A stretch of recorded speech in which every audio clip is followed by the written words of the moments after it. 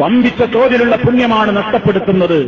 നിസ്കരിച്ചാൽ തന്നെയും പരലോകത്തെത്തിയാലേ അത് സാധുവാണോ അസാധുവാണോ എന്ന് തെളിയിക്കപ്പെടുകയുള്ളൂ. നിസ്കാരത്തിൽ പങ്കെടുത്താൽ തന്നെയും നമുക്കുറപ്പില്ല പരലോക കോടതിയിലെത്തുമ്പോ നമ്മുടെ നിസ്കാരമാകുന്ന ഈ 500-നും 1000-നും വിലണ്ടോ.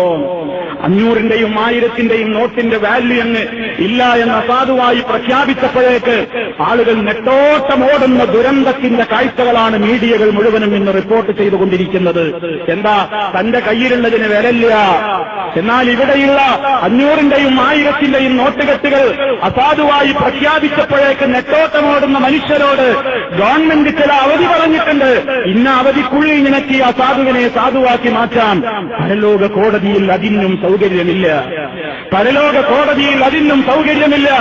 അമലുകൾ മുഴുവനുമായിക്കൊണ്ട് പരലോകത്തെത്തി ഞാൻ എത്രയോ ജുമാക്ക് പങ്കെടുത്തു, ഞാൻ എത്രയോ നിസ്കരിച്ചു, ഞാൻ എത്രയോ നോമ്പെടുത്തു, ഞാൻ എത്ര ഹജ്ജ് ചെയ്തു, ഞാൻ എത്ര ഉംറ ചെയ്തു എന്നുള്ള കർമ്മങ്ങളുടെ ബാണ്ടക്കെട്ടുകളുമായി സ്വർഗമാണെന്ന് വിചാരിച്ചു പരലോകത്തേക്ക് എത്തി നോക്കുമ്പോ കണക്ക് നോട്ടക്കാരനായ റഹ്മാനായ റബ്ബിന്റെ മുമ്പിൽ കോടതിയിൽ വെച്ച് നിന്റെ അമലുകളുടെ മുഴുവനും നോട്ടുകെട്ടുകൾ അസാധുവായി പ്രഖ്യാപിച്ചിരിക്കുന്നു എന്ന് പറയുമ്പോ എങ്ങോട്ട് മെച്ചോട്ടമോടാനാ? ആരോട് വായ്പ ചോദിക്കാനാ? ആരോട് കടം വാങ്ങാനാ? ആരുടെ മുമ്പിൽ പോയി കൈനീട്ടാനാ? ആരാണ് പരിഹാരം നിർദ്ദേശിക്കാനുള്ളത്? ആർക്കെതിരെയാണ് കേസുകൊടുക്കാൻ കോടതികളുള്ളത്?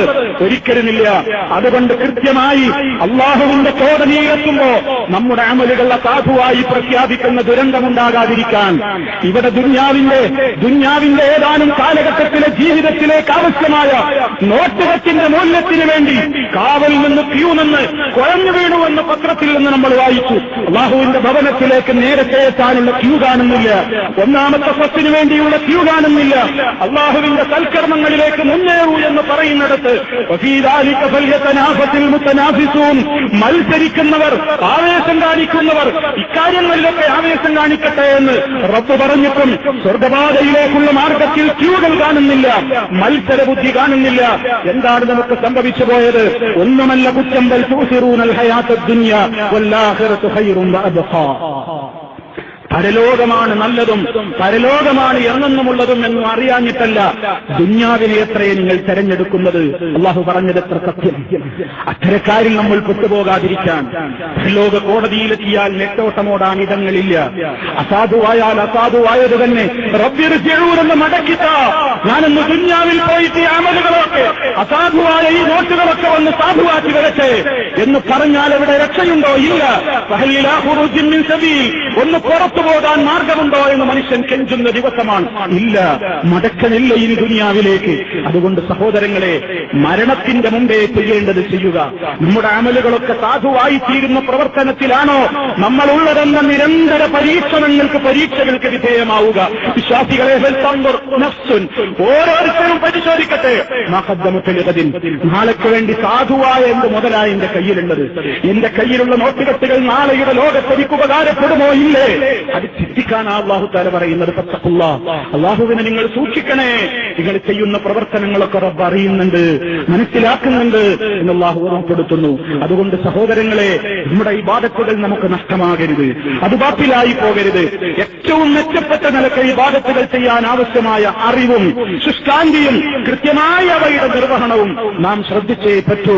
റഹ്മാനായ നാഥൻ പരലോക നാളിൽ നമുക്ക് രക്ഷപ്രദാനം ചെയ്യുമാറാകട്ടെ. നമ്മുടെ പാപങ്ങൾ അല്ലാഹു പുറത്തു തരുമാറാകട്ടെ. എല്ലാവിധ പ്രയാസങ്ങളിൽ നിന്നും അല്ലാഹു നമുക്ക് മോചനം നൽകുമാറാകട്ടെ. പ്രയാസങ്ങൾ അനുഭവിക്കുന്ന സഹോദരങ്ങൾക്ക് അല്ലാഹു ശാന്തിയും സമാധാനവും നൽകുമാറാകട്ടെ. ഒരുപാട് ആളുകൾ രോഗികളായി കിടപ്പുണ്ട്. അല്ലാഹുവേ, പരിപൂർണമായി ശിഫ നൽകണമേ. ഒരുപാട് ആളുകൾ ബന്ധപ്പെട്ടവർ പല ദിവസങ്ങളിലായി മരിച്ചുപോയി. കുഞ്ഞുമക്കളെ കബറടക്കിയ രക്ഷിതാക്കളുണ്ട്, അതുപോലെ പലരുമുണ്ട്. അല്ലാഹുവേ, അവർക്കൊക്കെ നീ സഹനം പ്രദാനം ചെയ്യണമേ, ക്ഷമ നൽകി അനുഗ്രഹിക്കണമേ നാഥ. എല്ലാവർക്കും നീ സ്വർഗപ്രവേശനം നൽകണേ നാഥ.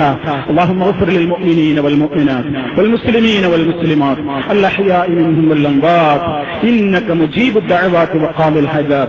اللهم أعز الإسلام والمسلمين وأذل الشرك والمشركين. اللهم أجرنا وأجر والدينا من النار. اللهم اجعل هذا البلد آمنا مطمئنا وسائر بلاد العالمين.